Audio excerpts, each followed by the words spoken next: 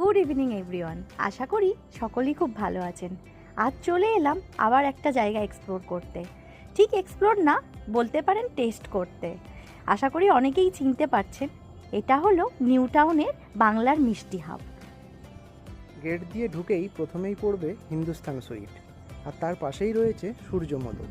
আর সূর্যমোদক মানেই হলো সেই বিখ্যাত জল ভরা। আমরাও এখান থেকে জল ভরা ট্রাই করেছিলাম, সত্যি অসাধারণ খেতে।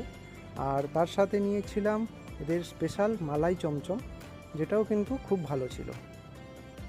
আর এখানে কিন্তু মিষ্টিগুলোর দাম বেশ রিজনেবলই ছিল। যারা মিষ্টি ভালোবাসেন তাদের কাছে এটা কিন্তু একটা স্বর্গরাজ্য, কারণ কলকাতার সমস্ত প্রসিদ্ধ মিষ্টির প্রতিষ্ঠান তাদের আউটলেট এখানে দিয়েছে। এরপর আমরা ট্রাই করেছিলাম ভাপা দই। এটার টেস্টও কিন্তু দারুণ ছিল।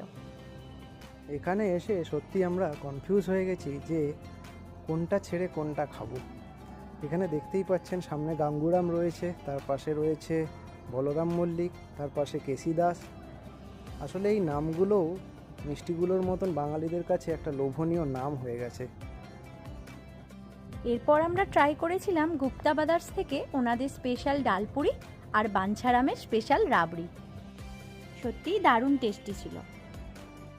এরপর আমরা কেসি দাস থেকে নিয়েছিলাম ওনাদের স্পেশাল রসগোল্লা।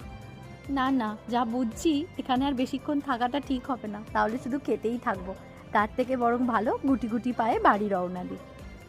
এখানে দেখতেই পাচ্ছেন লিস্ট করা রয়েছে ভেতরে কী কী স্টল রয়েছে তার, আর বাইরে খুব সুন্দর পার্কিংয়ের ব্যবস্থা রয়েছে, তাই গাড়ি বা বাইক নিয়ে আসলে কোনোই অসুবিধা হবে না।